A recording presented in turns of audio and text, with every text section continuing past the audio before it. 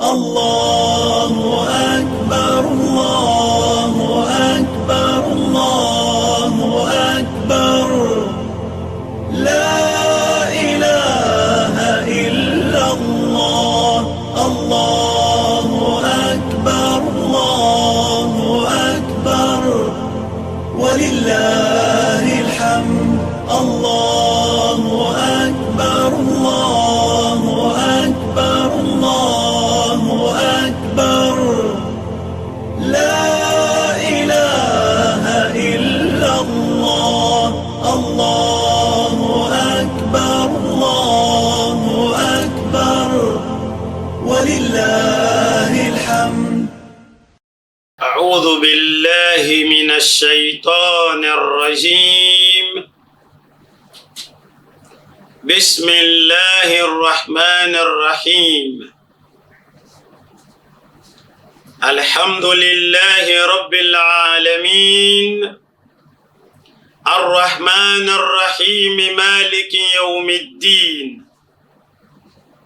والصلاة والسلام على المبعوث رحمة للعالمين نبينا محمد صلى الله عليه وعلى آله وأصحابه ومن اتبعهم بإحسان إلى يوم لا ينفع مال ولا بنون إلا من أتى الله بقلب سليم. أما بعد، إخوة الإيمان، السلام عليكم ورحمة الله وبركاته.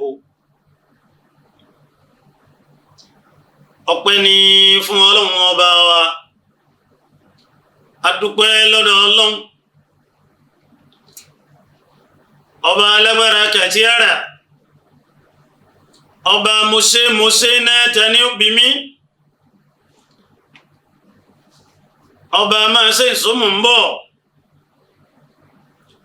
ọba tí ń mú ni láì sáré, ọba èmi ni àfẹ̀mí tí ọ̀sẹ́ lòmí tó tún lè wí bẹ́ẹ̀. Allah náà la dúpẹ́ fún jàmáà lórí ìfẹsẹ̀ wa lójú ọ̀nà tá a wà yìí, ọ̀nà Islam, ọ̀nà ìdọ́lọ́hun mọ̀ lóhun nìkan, ìmápa nǹkan ẹ̀mí ìmọ́lọ́hun náà, ìmáwá orogún pẹ̀lú rẹ̀,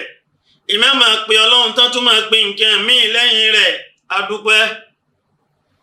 àtọ́mọ̀nà bí kì í bá ṣe gbówó ọba mi ló fi wá mọ̀nà báyìí. Adúpẹ́ orí yìí o, bàbá ní a máa ka ìdẹ̀ra Ọlọ́run lórí wa, wàláhì àlékà tán. Adúpẹ́ fún Ọlọ́run ọba tí ó ṣírú ẹ̀, ọba tí ó láfiwé tí ó láfijọ́, ọba tó já sí pé ọ̀kan ṣoṣo ni nínú ọlá rẹ̀, kò lórogún, kò nígbàkejì, kò láláfiwé. Kìí sọ bá tẹ́nìkan dìbò yàn. Alhamdulillah. Ànábì Muhammad ní tá a bá sín báwọn bó ti ṣẹlẹ̀ sí mi bẹ́ẹ̀ tí ń wò mí nì, ẹni bá sín yóò wí gbólóhùn alhamdulillah náà rí. Alhamdulillah. Ẹni tí bá wá ń bẹ̀lẹ́gbẹ̀ẹ́ nítọ̀hún yóò sọ fún pé yarhamukumullah. Ẹni wá sí ní òun tún dá padà fún pé yahdikumullahu wa yuslihu balakum. Nígbà tó ti ṣẹlẹ̀ mú ní ìyà ń bẹ̀lẹ́ kẹ́nẹ́, nígbà tó jẹ́ sí pé lórí ètò adhkar ìdánilẹ́kọ̀ọ́ látọ̀dọ̀ òjíṣẹ́ ńlá Muhammad ó jẹ́ ń wí báwọn. Mo ní Ọlọ́run yìí kò lórogún, kò láláfiwé, kò láláfijọ́, kìí sọba tẹ́nìkan dìbò yàn, kìí sọba tí ìṣèjọba rẹ̀ láàlà àbó ní gbèdéke, ọba bẹ́ẹ̀ kọ́, ọba kárin kése, ọba láíláíláíláíláí lọ́lọ́run, ọba tí ń bẹ ṣáájú máa bẹ, ọba tí ń bẹ ń gbà máa bẹ ń bẹ, ọba tí ó tún máa bẹ ń gbà máa bẹ ní òní bẹ mọ́. Allah akí Ọlọ́run náà ọmọ pẹ́yìn tẹ́ ń wò mí lé náà lórí Sunna TV Yorùbá yìí ẹ̀yin náà máa bá ń kí Ọlọ́run. àlékún ìkẹ́ àti ìgẹ̀ kó máa bọ́ ńṣẹ́ńlá Muhammad ẹni Ọlọ́run ọba mi fi sẹ́rán sí gbogbo ayé bàbá Fatima. Ọlọ́run ṣègẹ́ṣègẹ́ fanabi Muhammad. Rabbana ọba mi ta'ala jẹ́ ó kárí kò má yẹ nìkan lẹ̀ látàyé títí dé kíyámà. Ṣègẹ́ṣègẹ́ fanabi Muhammad. Rabbana ọba mi ta'ala jẹ́ ó kárí kò má yẹ nìkan lẹ̀ látàyé títí dé kíyámà. Ọlọ́run bá wa ṣe bẹ́ẹ̀ fanabi. Ohun àwọn ìyàwó àwọn ọmọ àwọn sàhábà àwọn ará ilé àwọn tó bá wọn lò àwọn tó tẹ̀lé wọn bẹ́ẹ̀ lórí àwa tòní náà fi kan gbogbo ẹni tó tún máa gbèsè lórí ìlànà ní títí dọjọ́ ìdájọ́. ẹ̀yin ọmọ ẹ̀yà mi tí a jọ láǹfààní àti máa wo ara wa lórí Sunna TV Yorùbá yàbẹ́yìn ń gbọ́ mi. mo kí wa ní okùn Islam okùn àdúà okùn tó borí gbogbo okùn ní okùn alibarika ọ̀nà ni àlàáfíà Ọlọ́run àánú Ọlọ́run ajẹ́ ìjẹ́ tán orí rẹ̀ tí a mọ̀ ní alibarika yìí ní ìbùkún kó máa bá gbogbo etí àtọ́jú tí ń láǹfààní àti máa wo àbí máa gbọ́. abẹ́lọ́run ṣáájú fún bàbá wa Dr. Ibn Thani tọ́lọ́ ń lò lójúlé iṣẹ́ wa tá a wà yìí Ọlọ́run bá wa kún yín Ọlọ́run bá ṣe yín pẹ̀lẹ́pẹ̀lẹ́ àlékún mímọ̀ àti mímọ̀ Ọlọ́run bá ṣe fún yín ìgbà àtàgbà Ọlọ́run má jẹ́ kan ó dàrú mọ́ yín lọ́wọ́ ayé àtàyè má jẹ́ ó yí gẹ́ mọ́ yín lọ́wọ́. bẹ́ẹ̀ náà labẹ́lọ́n fún gbogbo àwọn dakatir gbogbo àwọn àfáà mi gbogbo àwọn olùkọ́ mi tí ń gba ojúlé iṣẹ́ yìí kọjá nítorí mi lọ́mọ kíw láàrin wọn ń bí kọ́lọ́n jẹ́ mi náà dá àlùfáà kí n tó lọ láyé nítorí pé afẹ́ akọ̀ mọ́fẹ́ mọ́kọ̀ ó wù mí kò wù mí ń padà ṣàyíṣí ń padà dẹ́ntì òní sí ń bẹ̀ má.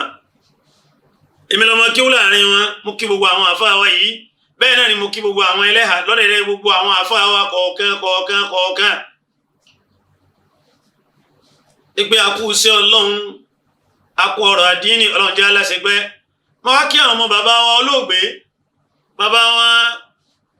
olóògbé ní Alhaji Saifu Saka àríkọ́ṣe súpà nílùú Porto Novo ọgbónú àjàṣẹ́ àtàwọn àyá tí wọ́n ti lọ lọ́dẹ̀dẹ̀ àwọn bàbá wa yìí Ọlọ́run jẹ́ kí a mọ̀ ọ̀dà fún wa. àwọn ọmọ náà tí wọ́n ń sọ lágbàtẹ̀rù iṣẹ́ yìí Ọlọ́run má jẹ́ ó sú yín má jẹ́ ọ̀rẹ́ yín ìtẹ̀síwájú dáadáa Ọlọ́run bá ṣe fún yín àṣeyítánì má jẹ́ ó wọ̀ yín lẹ́wù má jẹ́ ó jẹ yín léèrè má jẹ́ ó já wa náà léèrè. bẹ́ẹ̀ náà làwọn amójú ẹ̀rọ lọ́kùnrin lóbìnrin tí wọ́n ń láǹfààní máa tẹ̀sọ̀hún tẹ̀sí àyín tẹ́ fi ń wò wá tí gbogbo ẹ̀ fi ń ríre kéde lọ́dọ̀ yín bẹ̀ ń nì abẹ́lọ́ fẹ́yìn náà àkàndò ní mú yín lọ́wọ́ àṣìṣe òní bá yín àjọba bí ó ti lérè níwájú Ọlọ́run. tó ẹ̀yin ọmọ ìyá mi nínú ẹ̀sìn Islam ó tọ́jọ́ méjì mẹ́ta à ń bá bọ̀ ní òní lórí ẹ̀kọ́ níbi oúnjẹ tẹ́ ẹ̀ bá gbàgbé kí wá yàn gẹ́gẹ́ láàrin nì mo kí gbogbo ẹ̀yin àlùfáà mi tẹ́ máa ń pa mí lákìyèsí nígbà ìkùyẹ́ tún rìn báyìí ìkùyẹ́ tún tọ́ báyìí Ọlọ́run bá kún yín Ọlọ́run bá ṣe yín pẹ̀lẹ́pẹ̀lẹ́ irun yín ò ní tán lórílẹ̀ ọláìpé méjì Ọlọ́run ó yí àwọn ọmọ tí yín náà wọ́n yí inú wọ́n yàn wọ́n yanjú wọ́n jogún mímọ́ wọn wá ní jogún tíra láì ní mọ̀ kẹ̀kẹ́ ń bẹ̀ kẹ́ mọ̀ bá kó ta. náà lórí ẹ̀kọ́ níbi oúnjẹ tí mo bá bọ̀ ń jò ní mo sọ fún wa wípé àṣeyítánì Ànábì wa Muhammad sọ fún wa nípa rẹ̀ wípé gbogbo ẹni bá wọlé tí ọ̀dá ọkọ̀ Ọlọ́run kò sàdúà tó ń ṣe ńlá Muhammad bùn wá ní tó ní a máa ṣe ń gbà tá a bá fẹ́ wọlé wa ṣe rántí bismillahi walajna wa bismillahi kharajna wa ala Allahi rabbina tawakkalna. Ànábì Muhammad ẹni tí ó bá ṣàdúà ní fi wọlé ọtún wá débi oúnjẹ kọ̀ wá rántí dákọ̀ Ọlọ́run àbọ̀wọ̀n ọ̀tẹ̀ sábà rẹ̀ kọ̀ kákùn kọ̀ náà ní ẹ̀. Ànábì Muhammad ní àṣeyítánì yóò sọ fún àwọn ọmọ ogun rẹ̀ àwọn ìránṣẹ́ rẹ̀ yóò sọ fún wọn wípé adraktumul mabita wal asha yóò sọ fún wọn pé ẹ ti rí ibi tẹ́sùn ẹ sì ti róúnjẹ alẹ́ tẹ́ jẹ ẹ̀rọ burú ti ń bẹ́ ń bí ká má ṣàdúrà fi wọlé ẹ̀rá burú ti ń bẹ ń bi ká má bẹ̀rẹ̀ oúnjẹ pẹ̀lú orúkọ ọlọ́run ṣùgbọ́n ànábì wa Muhammad wá ń jẹ́ oyé wa wípé gbogbo ẹni bá wà wọlé tó dárúkọ ọlọ́run tó ṣàdúrà ní tó sálámà fi wọlé ọwọ́ adédi oúnjẹ tó dárúkọ ọlọ́run ní bismillahir rahmanir rahim ó fi bẹ̀rẹ̀ oúnjẹ nì ànábì Muhammad ní àṣetáni yóò sọ fáwọn ọmọ ogun rẹ̀ àwọn ìránṣẹ́ rẹ̀ yóò sọ fáwọn tiẹ̀ wípé la mabita lakum wala asha ẹ̀yin kò síbi ẹ̀sùn lónìí o kò sì sóúnjẹ alẹ́ fún yín torí kò sí ń tẹ́ ní ìṣègbèlẹ́ni tó ti dá ọkọ̀ ọlọ́run tó ti gbára ọlọ́run fi wọlé ó tún wá dá ọkọ̀ ọlọ́run bí oúnjẹ nídìí eléyìí kò sóúnjẹ fún yín ẹ̀ sì níbi tẹ́ sùn wọn à ní wọlé pẹ̀lẹ́ ń tọ̀hún wọn à sì ní bàjẹ́ oúnjẹ ẹ̀rí nǹkan bẹ̀ wọn mo rán wa létí èèyàn ni ibi àwọn bọ́rọ̀ dé òun náà ni ọ̀rọ̀ Ànábì wa Muhammad sallallahu alayhi wa sallam tó jòkó ń jọ kàn ọmọdékùnrin kan wá ń jẹun bí ti ń jẹun ni àṣetánì ń bàjẹ́ bí ti ń jẹun ni àṣetánì ń bàjẹ́ alámọ̀ọ́mọ́ ni ọmọ ní ń bá oúnjẹ ní lọ títí ó kù díẹ̀ bí òkèlè kan àbí méjì tí ó fi fúnlẹ̀ oúnjẹ nì nígbà náà lọ́wọ́ ní bisimilahi awwalahu wa akhirahu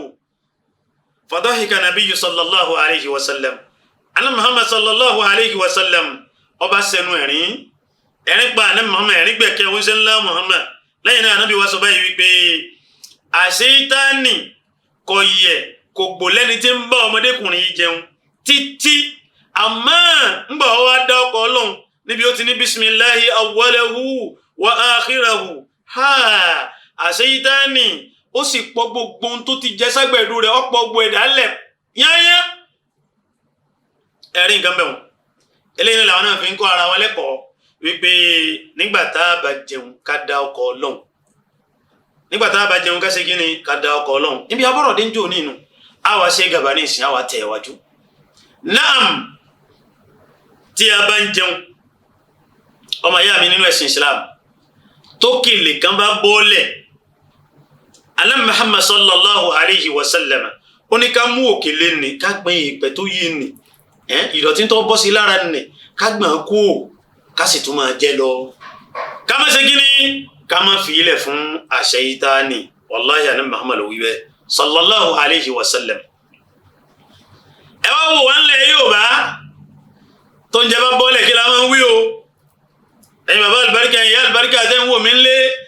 ẹ̀yin brothers mi ẹ̀yin sisters mi nínú Islam kí la máa ń wí wọ́n ní òkú ọ̀run ti gbà á ẹlọ́kùn sógbó ọ̀run ọjáde kó onú kòtò yóò agbókèlè tọ́ bọ́ọ̀lẹ̀ nì àyídàkájá ó jẹ́ àbẹ́dìyẹ àbí pẹ́pẹ́yẹ ẹranko kan ní ọjẹ́ kọ́dà ìgbà míì gan aláàmú lè wá gbé àràgbá ẹ̀rẹ̀ eléyìí ṣe ìṣe mùsùlùmí ntàní mọ́mọ́ sọ fún wa ń gba rẹ̀ rí tó ń jẹ bá bọ́ọ̀lẹ̀ ká mú ká netu ayé ẹ̀ bí àṣàyàn alákọ̀wé ká tún sí ká gbọ́n dọ̀tí kó lára rẹ̀ ká tó máa ṣe kí ni ká tó máa jẹun lọ kì í ṣe pa àṣàlẹ̀ jẹ sọ́nà náà Muhammad látẹ̀lé sallallahu alayhi wa sallam. tọ́ Ànábì wa Muhammad sallallahu alayhi wa sallam ó tún jẹ́ òye wa nínú ọ̀rọ̀ rẹ̀ wípé nígbà bá jẹun bùṣe nínú ìgbàwá ọ̀rọ̀ látọ̀dọ̀ Abi Umama radiyallahu anhu ọlọ́mọ yọ́nú sí sàbí albarka yìí wọ́n ní Ànábì wa Muhammad sallallahu alayhi wa sallam ó ní nígbàtí ẹnì kọ̀ọ̀kan wa tí a bá jẹun bùṣe nígbà fúlẹ̀ oúnjẹ ajẹ́ amú agbọ́n ọwọ́lá aláàwò tá a fi jẹun nì nítorí pé ẹ̀kọ́ ń bẹ́ ń bi ká láàbọ̀ oúnjẹ nì Ànábì Muhammad sallallahu alayhi wa sallam ó ní àmọ́ bí tí alibarika nì ti ń bẹ lára oúnjẹ sẹ́yìn rántí pé ńgbà bá gbóúnjẹ kalẹ̀ tó ń jẹ ń ba ní dáínì tí ń bẹ ní tábìlà màáṣe nì àbí lórí tàbí tá a ti ń jẹun nì àbí lórí rọ́ọ̀gì àbí lórí kápẹ́tì tá a ti ń jẹun nì àbí lórí ẹni bẹ̀ àbí lórí pèpele bí àjòkó nì sàmì pé gbà gbóúnjẹ kalẹ̀ Ànábì bùn alágùn pé ká ṣàdúrà pé Allahumma barik lana fima razaqtana wa qina adhaban nar nígbà adé di oúnjẹ láti jẹ ní sẹ́wọ́n àdáwọ̀ ọlọ́run ìbẹ̀rẹ̀ sí ní jẹ oúnjẹ nì alọ́mọ máa ń jẹ́ ọyọ́ wípé ibo làlùbáríkà ń bẹ lára oúnjẹ náà àmọ́ ló fi kọ́ alẹ́kọ̀ọ́ wípé nígbà bá jẹun ká máa jẹun níbi abọ́ wa ní ibẹ̀ ní ká ti máa jẹun lápèjúwe kálábọ̀ oúnjẹ ní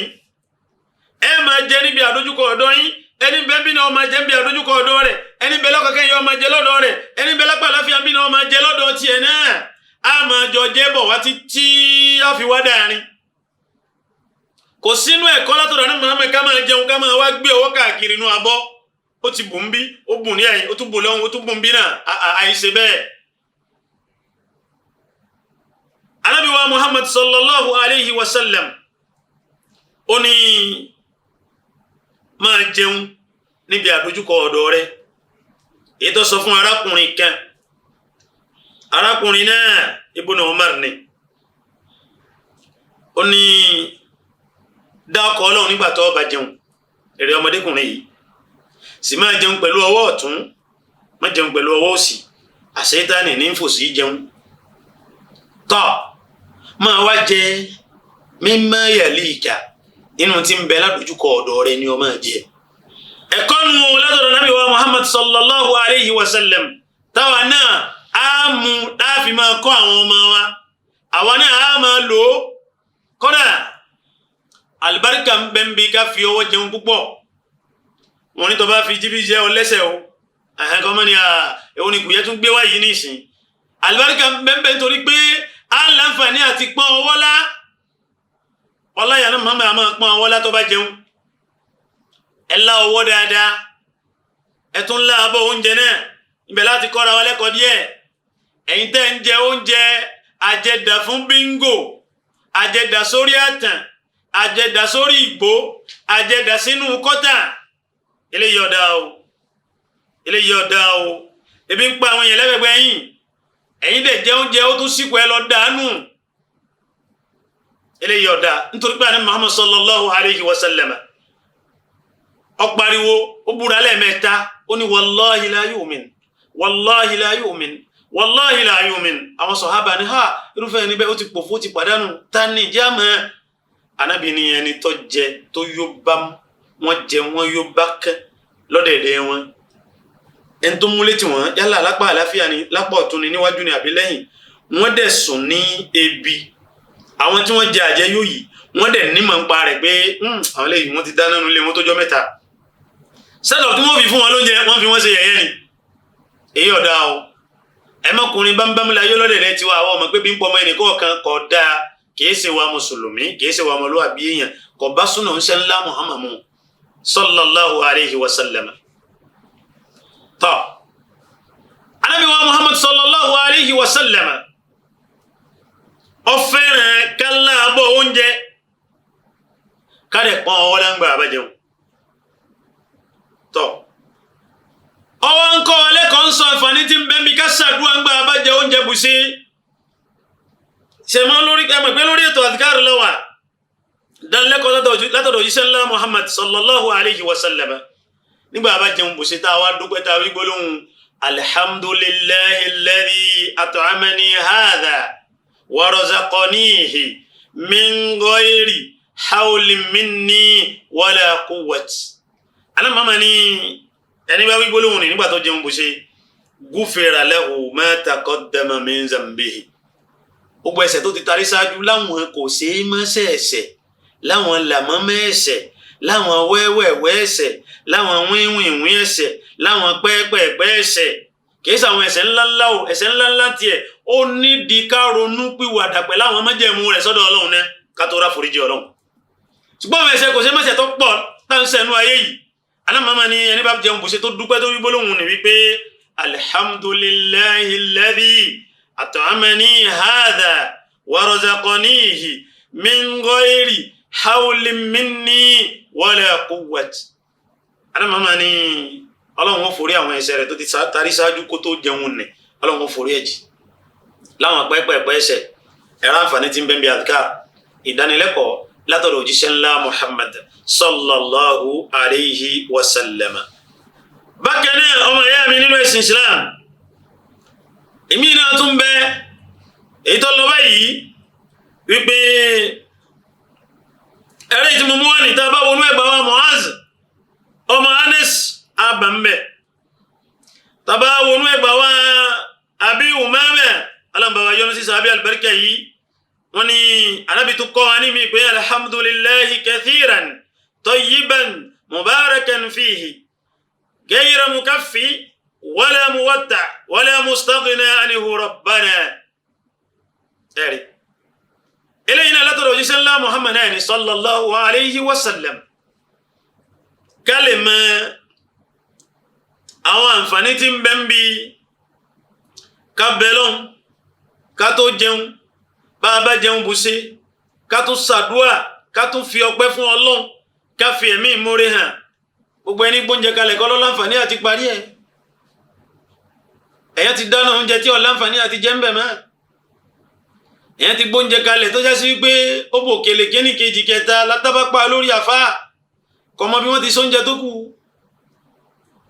ó fẹ́ já sí pé àtúrẹ́ lòmíì náà bẹ́ẹ̀ ó fi bábẹ̀ gbọ̀nà kìyàmà lọ́nì èmi àfi máa ń ṣàdúrà bàbá ń jẹun Ọlọ́run o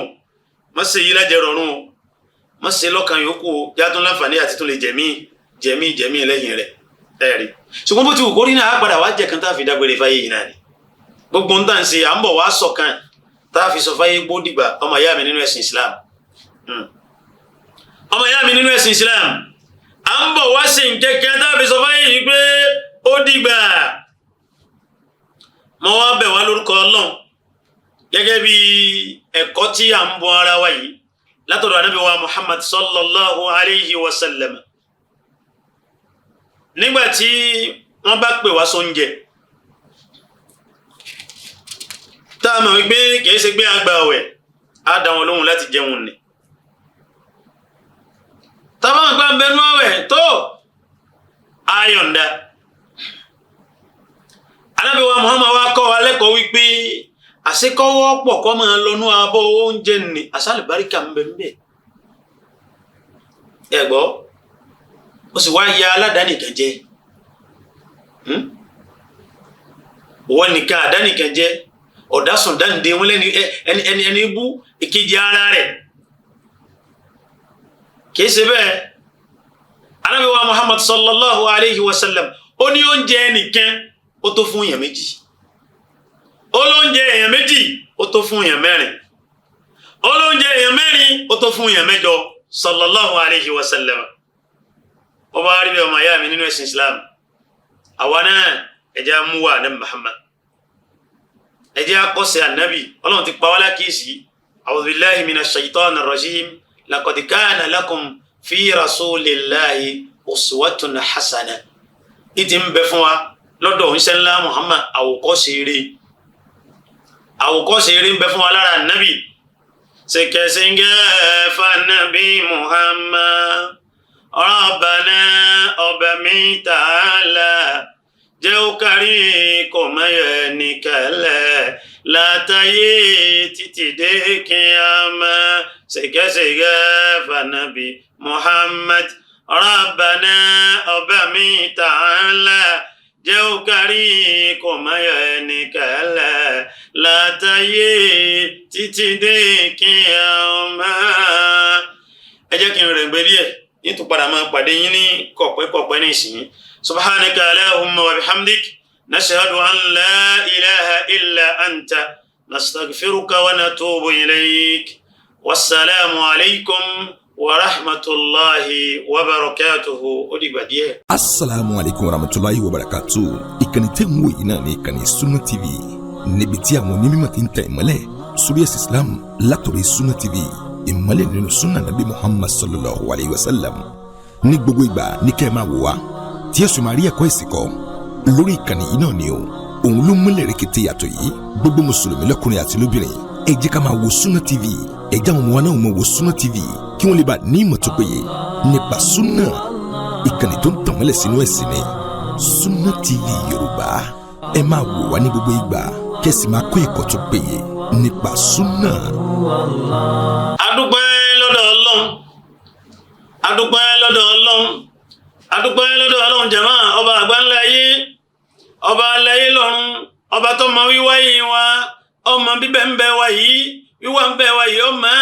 gbàtà kú ìmọ̀ rẹ̀ ọ̀sẹ̀yìn rẹ̀ Ọlọ́run náà la dúpẹ́ fún o àlékún ìkẹ́ àti ìgẹ̀ kó máa bọ́ ńṣẹ́ ńlá Muhammad sallallahu alayhi wa sallam ètò fún wa láǹfààní àwọn àdìkárì tó ń bọ́ ara wa yìí èmi ò hun nǹkan lọ́dọ̀ mi látọ̀dọ̀ ànábì wa Muhammad náà ni nítorí kò sẹ́ni tó lè mọ ìyá ọ̀ṣọ́ ju ọ̀ṣọ́ lọ ànábì wa Muhammad ọlọ́run fi sẹ́rán ọlọ́run bá ṣàlékún ìkẹ́ àti ìgẹ̀ ànábì àwọn ìyàwó àwọn ọmọ àwọn sàhábà àwọn tó tẹ̀lé wọn gbogbo àwọn tó ń bá wọn sapá sójú ọ̀nà ọlọ́run àwọn tó tún pọ̀wọ́lé wọn bẹ́ẹ̀ títí lórí àwọn àlùfáà wa fi kan gbọ́ àwọn ọmọ kéwú náà àti gbogbo ẹni tó tún máa gbẹ́sẹ̀ lórí ìlànà nì títí di ọjọ́ ìdájọ́ ẹ̀yọ́ máa yá mi nínú ẹ̀sìn Islam mo tún kí wa lẹ́ẹ̀kan sí pé àlàáfíà ọlọ́run àánú ọlọ́run ajẹ́ ìjẹ́ tán orí rẹ̀ tí a mọ̀ ní àlùbáríkà ìyún ní ìbùkún kí ọmọ àbákọ wa a sì ń ṣe gàba bá a ti ń bá a bọ̀ lẹ́ẹ̀kan nì káwá ṣe gàba lórí adhkar nabawi ìdánilẹ́kọ̀ọ́ látọ̀dọ̀ anábì wa Muhammad àwọn àdúà pẹ́ẹ́pẹ́ẹ́pẹ́ àwọn ìrántí ọlọ́run tó anábì wa Muhammad sallallahu alayhi wa sallam nínú ẹgbà wa ọ̀rọ̀ látọ̀dọ̀ bàbá wa Abi Huraira ọlọ́run bá wa yọ́nú sí bàbá albarka yìí wọ́n ní anábì wa Muhammad sallallahu alayhi wa sallam kò yẹ kò gbò lẹ́ni tí ní wa níran tí ń sọ fún wa kí lè anábì Muhammad sọ fún wa anábì wa Muhammad jẹ́ òye wa wípé ẹnì kọ̀ọ̀kan wa kò gbọ́dọ̀ gúnríkù omi oúnjẹ ẹ̀gbọ́ tó bá rí nínú oúnjẹ náà ń tẹ́mi rẹ̀ kò gbọ́dọ̀ sáta oúnjẹ náà kò gbọ́dọ̀ yẹ̀yẹ́ oúnjẹ nì ó gbọ́dọ̀ sàpọ́nlé oúnjẹ náà ni ẹ̀rí bákan náà Ibn Abbas radiyallahu anhuma ọlọ́mọba yọ́nú sí bàbá àtọ́mọ́ oúnjẹ ayé wa wípé anábì wa Muhammad sallallahu alayhi wa sallam ó ní albarka a máa sọ̀kalẹ̀ sí àárín oúnjẹ dáǹjẹ nì ǹjẹ́ ká máa wá jẹ létetí wala takulu min wasatihi ká máa jẹ létetí a gbọ́dọ̀ máa jẹ láàrin nítorí albarka nì kí gbogbo wọn kálẹ̀ láǹfààní àti pínbí albarka nì láàfin máa jẹ́ létetí ọmọ ìyá mi nínú ẹ̀sìn Islam ǹjẹ́ tó bá wá rí bẹ́ẹ̀ ẹ̀kọ́ ní látọ̀dọ̀ anábì wa Muhammad sallallahu alayhi wa sallam tó bákan náà anábì wa Muhammad sallallahu alayhi wa sallam oúnjẹ oyè wa nínú ọ̀rọ̀ rẹ̀ àwọn ẹnìkan wọ́n kóra wọn jọ wọ́n jẹun wọ́n rí pé báwọn ti ń jẹ oúnjẹ náà àwọn òyò wọ́n bá ọ̀rọ̀ dọ́dọ̀ anábì wa Muhammad sallallahu alayhi wa sallam anábì Muhammad ní bóòlẹ̀ ti ń jẹ oúnjẹ ní ọ̀nà pé kálukú ń jẹ lọ́tọ̀ọ̀tọ̀ ni wọ́n níbẹ̀ ni anábì ní bó ti rí náà nù ní ẹ̀ lè yó báwọn anábì Muhammad ní ẹ pa oúnjẹ nìpọ̀ ẹ wá jọ jòkóó kẹjọ máa jẹ oúnjẹ náà ọlọ́run fẹ́ àlùbáríkà sí kẹ́ẹ̀sì dákọ̀ ọlọ́run ẹ gbọ́ ó súnmọ́ kárí inú wọn tí ó dákọ̀ ọlọ́run ó súnmọ́ kárí inú wọn tí ó ní dákọ̀ ọlọ́run bí wọ́n ṣe ń jẹ lọ́tọ̀ọ̀tọ̀ ní tẹ́lẹ̀ anábì ní ẹ papọ̀ jẹ oúnjẹ nì ẹ sì dárúkọ ọlọ́run ó fẹ́ àlùbáríkà sí wọ́n sì wá jẹ oúnjẹ yìí wọ́n padà yó sallallahu alayhi wa sallam ọlọ́run bá ṣàlékún kẹ́ àti ìgẹ̀ ànábì tọ́ nínú ẹgbàá ọ̀rọ̀ látọ̀dọ̀ Umar ọmọ Abi Salama ọlọ́run bá wa yọ́nú sí bàbá àtọ́mọ̀ ó ní mo jẹ́ ọmọdékùnrin kan lọ́dẹ̀dẹ̀ oúnjẹ ńlá Muhammad àwa ń bẹ níbi oúnjẹ ọwọ́ mi wá ń lọ tún ní lọ sí ń lọ wájú ń lọ ẹ̀yìn ànábì wá sọ fún mi báyìí wípé ya gulam mo pèrè ọmọdékùnrin yìí samillaha ta'ala dákọ̀ ọlọ́run ọba gíga nì wa kul bi yaminika máa fi ọwọ́ ọ̀tún rẹ jẹun wa kul mimma yalika kó sì máa jẹ nínú oúnjẹ tí ń bẹ níbi abọ́lá dojúkọ ọ̀dọ̀ rẹ gbogbo àwọn tí ń gba ọ̀rọ̀ wá ni wọ́n panupọ̀ sí pé bó ti rí náà nù ní látọ̀dọ̀ anábì wa Muhammad sallallahu alayhi wa sallam ẹ̀rí anábì wa Muhammad sallallahu alayhi wa sallam ó ní nígbàtí ọ̀kọ̀ọ̀kan wa tá a bá dédi oúnjẹ láti jẹun ẹ gbọ́ ó ní tá a bá dédi oúnjẹ láti jẹun kárí wípé a dá ọkọ̀ ọlọ́run tá a bá wá gbàgbé láti dá ọkọ̀ ọlọ́run níbẹ̀rẹ̀ ká wá wí láàrin ni níbi àti rántí ni wípé bisimilahi awwalahu sẹ́gbàgbé bisimilahi awwalahu wa akhirahu bẹ́ẹ̀ mi ti lọ́nu. tọ́ Ànábì wa Muhammad sallallahu alayhi wa sallam ó ní nígbà tí ọ̀kọ̀ọ̀kan yín bá jẹun kò gbọ́dọ̀ lọ mú kinní kan bíi tọ̀sán àbí dọ́stà kan àbí pàpíyè kan kó fi máa nu ọwọ́ láì tí ì pọ́n ọwọ́ lá kó tún sin ọwọ́ ẹ̀ gbọ́ sallallahu alayhi wa sallam Ibn Abbas lọ́gbà wa ọlọ́mọba wa yọ́nú sí bàbá àtọmọ. Ànábì wa Muhammad sallallahu alayhi wa sallam ó ní bá a bá jẹun kárí pé a pọ́n ọwọ́ lá ẹ̀rí mo ti ṣe nì ká pọ́n ọwọ́ lá dáadáa ká tún láàbọ̀ oúnjẹ nì ní tìtorí wípé ìbò ni àlùbáríkà wà ń bẹ àmọ́ bẹ́ẹ̀ sì ni wọ́n jẹ́ wíwá wípé àná Muhammad a máa fi ìka mẹ́ta fi jẹun súnà ní Muhammad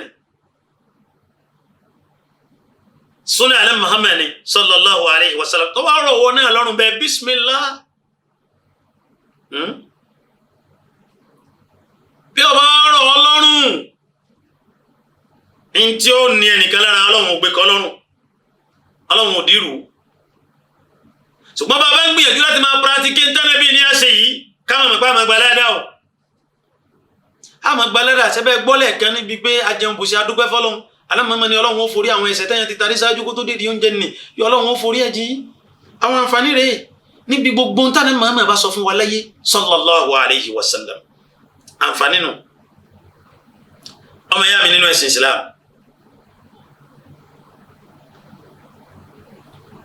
nígbàtí ọ̀kọ̀ọ̀kan wa bá ń jẹun àṣetánì a máa dà wá láàmú àṣetánì olóhùn òníyẹ ohun onígbò tóhun ó máa gbáwájú ohun ó máa gbẹ̀yìn hatta níbi oúnjẹ títí ẹ fi dédé oúnjẹ ẹ máa gbàgbé àti ṣe bismillahir rahmanir rahim kọ́lá tó kèrè bá bọ́ọ̀lẹ̀ yóò dò oúnjẹ fáṣetánì ni.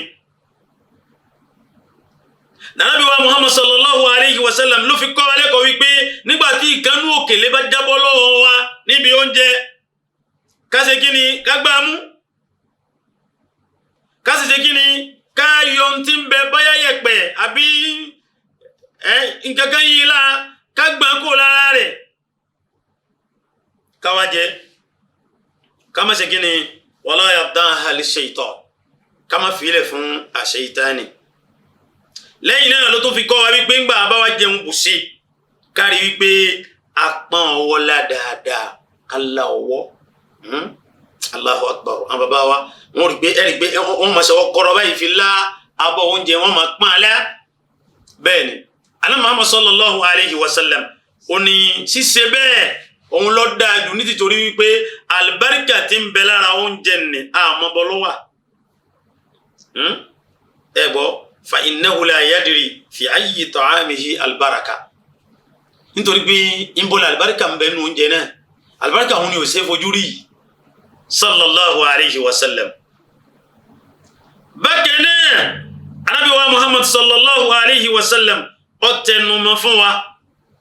ìpè ká kò ń bi pé oúnjẹ yìí bọ́lẹ̀ àwa fílẹ̀ ajúlẹ̀ ànáni ẹ̀ bí ó ti bọ́lẹ̀ ó ti yí ẹ̀pẹ̀ nìyẹn àbí kẹlòmí o tún ṣe bọ́m̀bẹ̀ kó ní òkú ọ̀run lọ́gbà lẹ́lòmí máa ń wí eléyìí ṣe ń tọ́dá o kódà. Ànábì wa Muhammad sallallahu alayhi wa sallam ó ní ká tó di wípé àsọpá fẹ́ nu ọwọ́ kárí wípé a pọ́n ọwọ́ nílá dáadáa ẹ̀lá ọwọ́ náà ẹ̀lá ọbọ̀ oúnjẹ ẹ má fọ oúnjẹ ṣòfò nítorí bí ń pa àwọn ẹnìkan wọn àrò ń jẹjẹ ẹ̀yin wá rí kan ẹ̀tún wá jẹ́ ajẹ́dànù. bákan náà Ànábì wa Muhammad sallallahu alayhi wa sallam ó ní ká pín inú wa sí ọ̀nà mẹ́ta nígbà tá a bá jẹun ẹ máa ń gbọ́ àárín yìí dáadáa o. Ànábì Muhammad ní ká pín inú wa sọ́nà mẹ́ta nígbà tá a bá fẹ́ jẹun. ìpín kan bẹ́ẹ̀ kó máa jẹ tó ń jẹ tá ń jẹ nì ìpín kejì kó máa jẹ́ tomi tá a fẹ́ mú gbà bá jẹun bùṣe àbí ìpín kẹta kó máa jẹ́ ti respiration nafas mímí a filẹ̀ fún tànáfùsù wọn ni mi máa mí lòkè máa mí lọ́lẹ̀ ni ẹ rí i pé níbi eléyìí ni ẹlòmíì kò ní pín sọ́nà mẹ́ta ìpín kan ní ó fi parí gbogbo ẹ̀ yóò máa wá mí tìnira nísìnyí eléyìí máa ń ṣẹlẹ̀ níbi ọ̀pọ̀lọpọ̀ òde táwọn èèyàn bá lọ tó ń jẹ́ ya yẹ̀yẹ́ àbí ibi tí wọ́n ti ní service libre kọ́ ọmọ bọ́bẹ̀ kọ́ ọmọ oúnjẹ yóò bu gbogbo ẹ̀ yóò jẹ yóò bá kán yóò tún ṣe sàṣẹ ìlọlé ẹ̀gbọ́n yóò ṣe take away yóò ṣe emporté tòun ti bẹ́ẹ̀ kọ́ láǹfààní kó pinnu sí mẹ́ta yóò máa wá mí pẹ̀lú ìnira yóò máa bẹ̀ lóhùn kí gbọ̀nsẹ̀ ọ wá orí pé wọ́n lọ fà nira fún ara rẹ̀ Ànábì Muhammad kárí láyé sallallahu alayhi wa sallam ó ní apinnu wa sọ́nà mẹ́ta olóko àfa olóko ìmáàmù olóko àǹtí mi olóko bọ́dà mi olóko aláàjì olóko aláàjà Ànábì Muhammad ní apinnu wa sí mẹ́ta káfí ìdákan jẹun káfí ìdákan mú mi ìdákan tó kù káfí ilẹ̀ fún àti máa mí kálẹ̀ máa mímí àlàáfíà bá àlàáfíà ti ń bẹ ń bí oúnjẹun bẹ́ẹ̀ làárẹ̀ ń bẹ ń bẹ ìnira ń bẹ ń bẹ bọ́ọ̀ bá fètò sóúnjẹ tó ń jẹ ẹ̀rì. Ànábì wa Muhammad sallallahu alayhi wa sallam ọwọ́ ń jẹ oyé wa pé ká má ya aládàáni kan jẹ ẹ̀wọ́ oníkàmá ṣe kí ni ká má ya aládàáni kan jẹ ọ̀rọ̀ tí mo sọ lẹ́ẹ̀kan nì lórí wípé oúnjẹ nìkan yóò tó fún yàn méjì abáwọn ẹgbà wa bàbá wa Jábìr lọ́lọ́ba yọ́nú sí wọn láwọn fi tí ara tàwọn gbọ́ ni ó wà ní ẹgbà wa Muslim an Jábìr radiyallahu anhu qal oní sami'tu rasulallahi sallallahu alayhi wa sallam yaqul ta'amul wahid yakfi al-ithnayn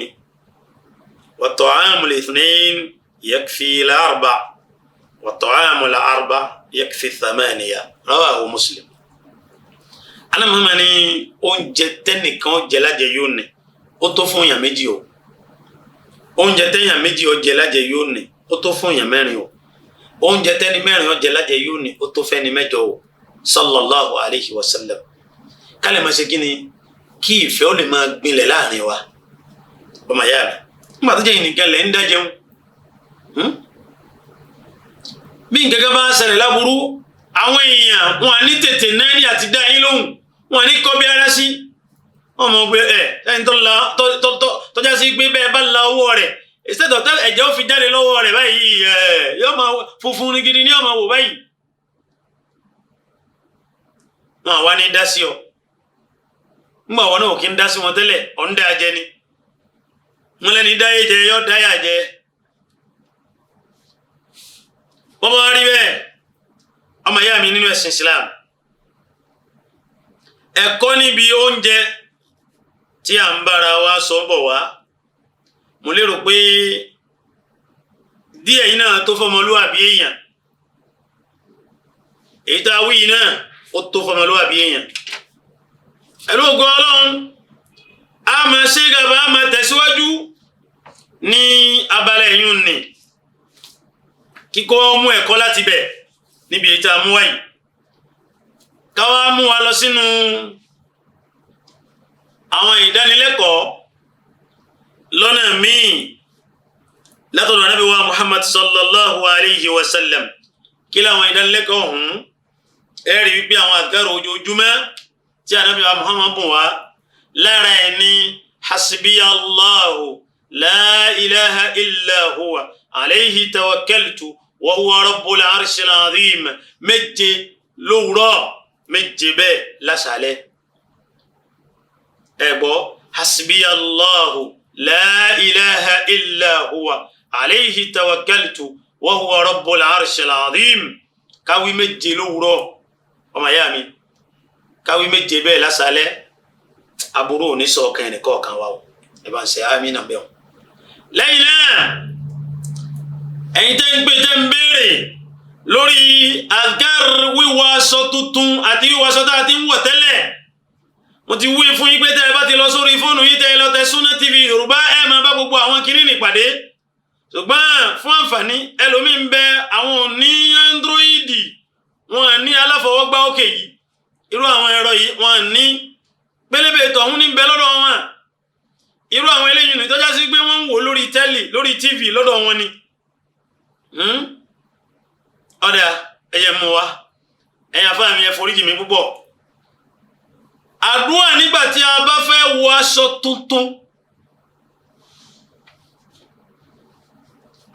tuntun tá a fẹ́ wọ̀ fún ìgbà àkọ́kọ́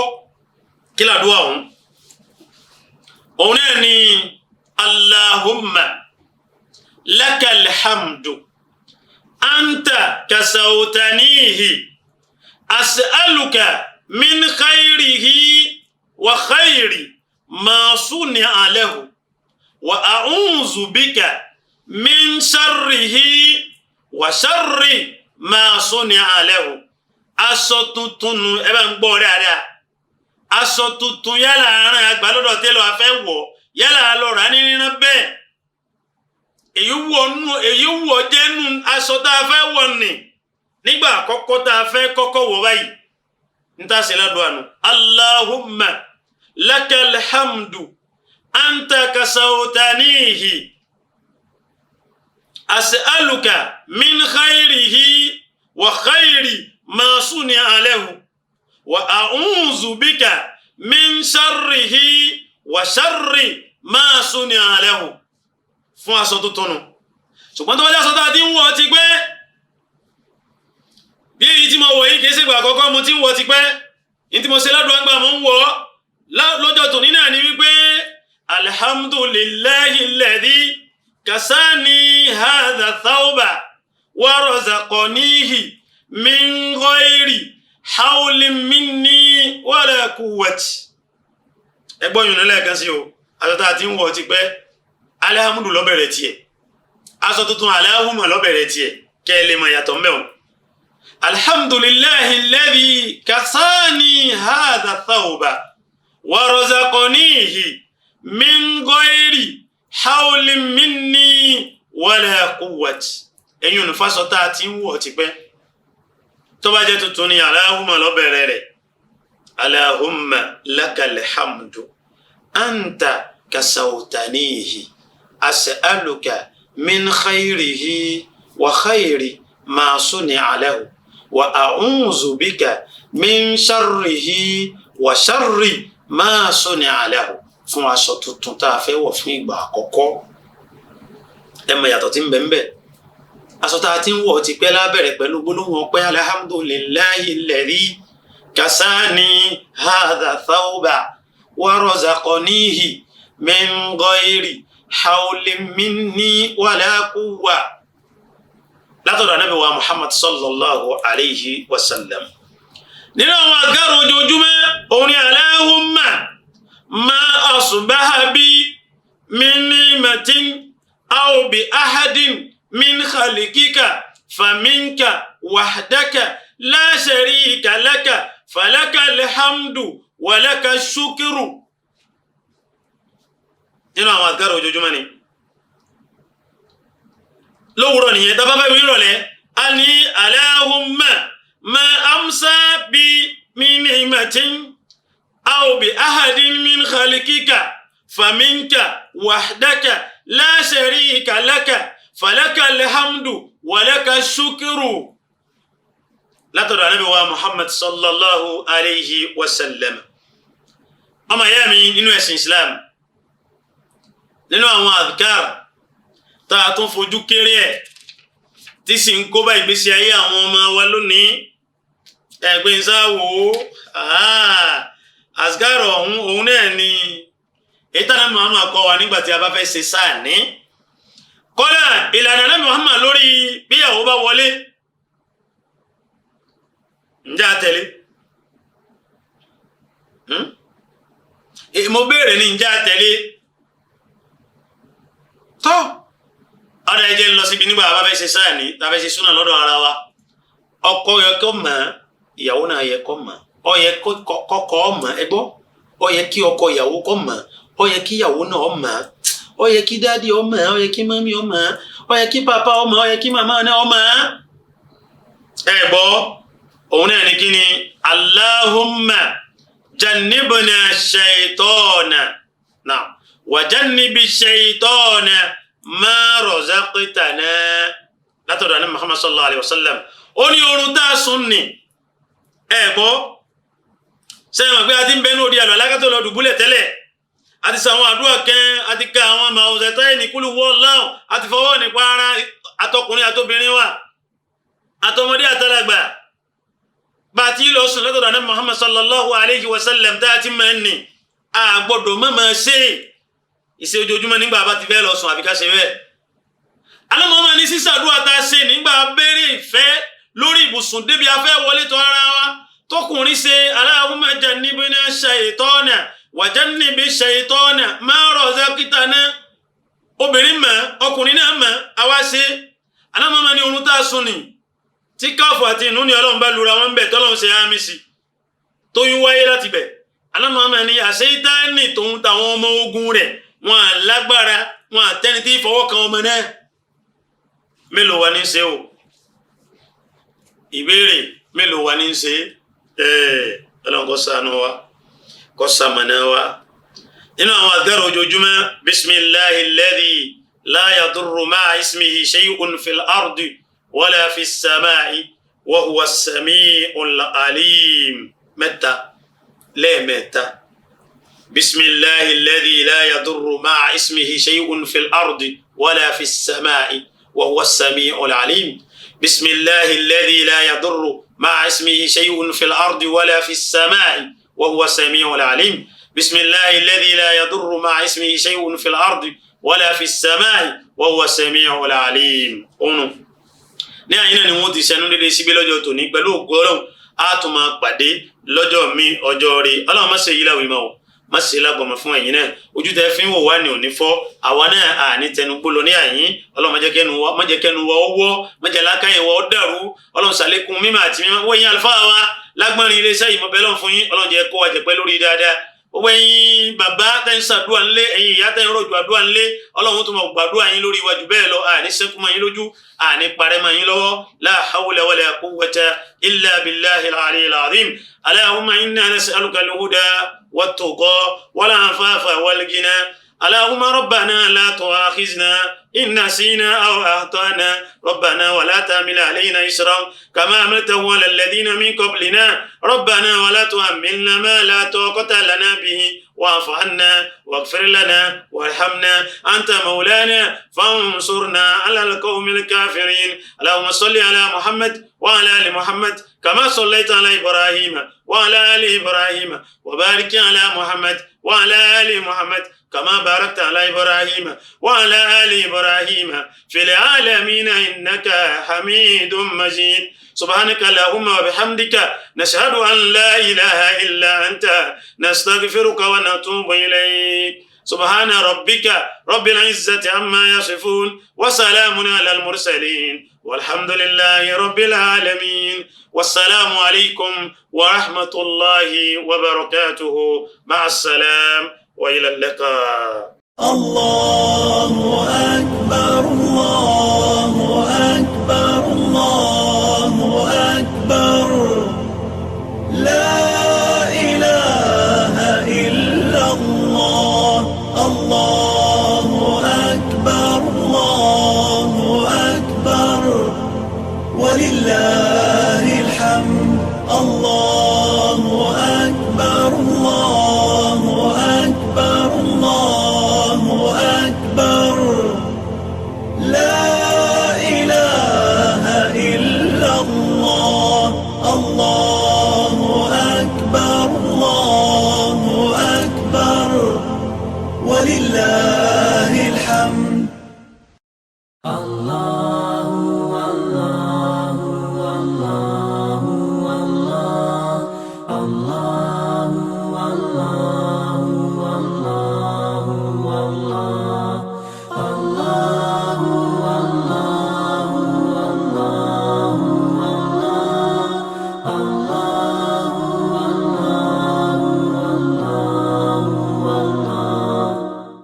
سبحان الله والحمد لله ولا إله إلا الله والله أكبر ولا حول ولا قوة إلا بالله العلي العظيم ولا حول ولا قوة إلا بالله العلي العظيم سبحان الله والحمد لله ولا إله إلا الله والله أكبر ولا حول ولا قوة إلا بالله العلي العظيم الله الله الله الله الله الله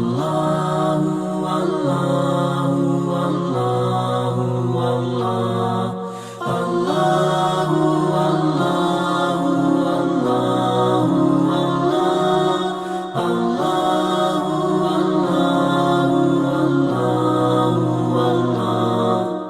سبحان الله والحمد لله ولا إله إلا الله والله أكبر ولا حول ولا قوة إلا بالله العلي العظيم ولا حول ولا قوة إلا بالله العلي العظيم سبحان الله والحمد لله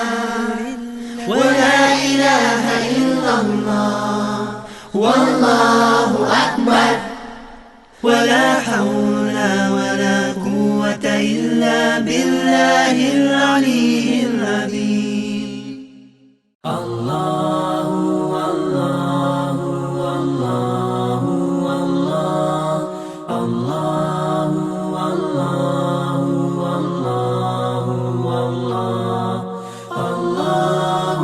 الله الله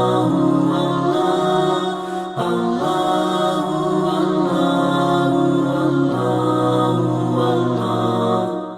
سبحان الله والحمد لله ولا إله إلا الله والله أكبر ولا حول ولا قوة إلا بالله العلي العظيم ولا حول ولا قوة إلا بالله العلي العظيم سبحان الله والحمد لله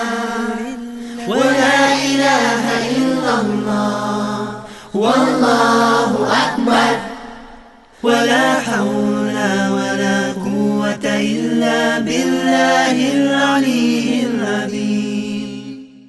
الله الله الله الله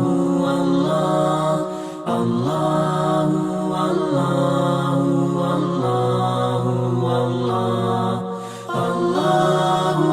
الله الله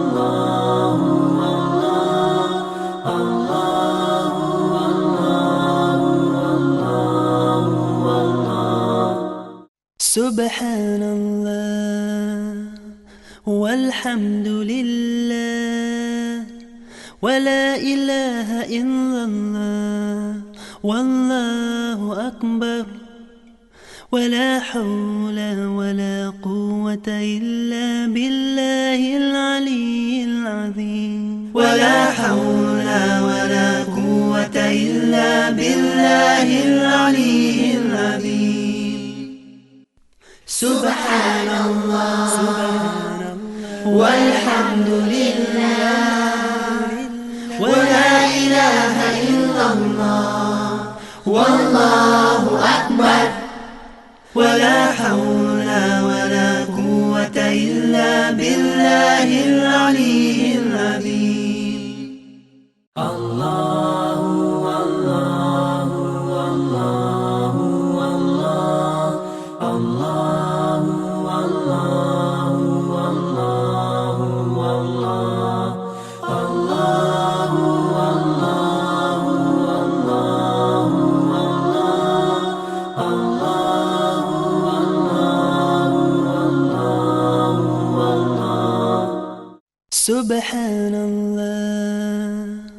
والحمد لله ولا إله إلا الله والله أكبر ولا حول ولا قوة إلا بالله العلي العظيم ولا حول ولا قوة إلا بالله العلي العظيم سبحان الله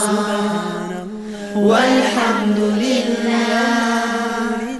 ولا إله إلا الله والله أكبر ولا حول ولا قوة إلا بالله العلي العظيم الله الله الله الله الله الله الله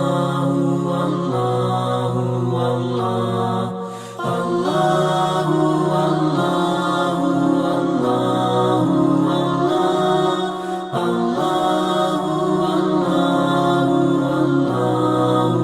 الله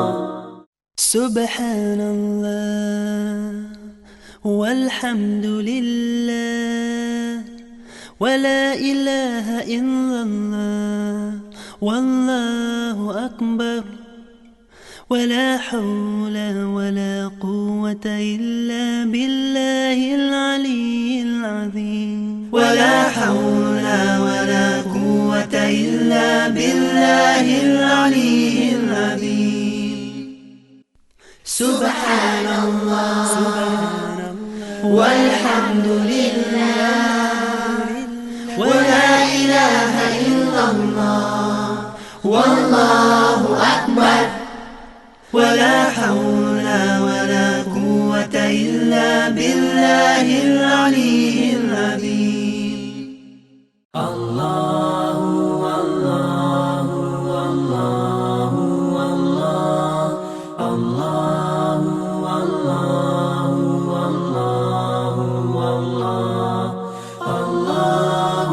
الله الله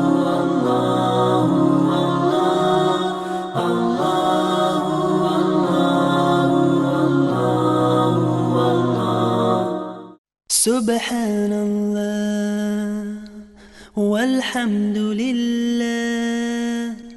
ولا إله إلا الله والله أكبر ولا حول ولا قوة إلا بالله العلي العظيم ولا حول ولا قوة إلا بالله العلي العظيم سبحان الله والحمد لله ولا إله إلا الله والله أكبر ولا حول ولا قوة إلا بالله العلي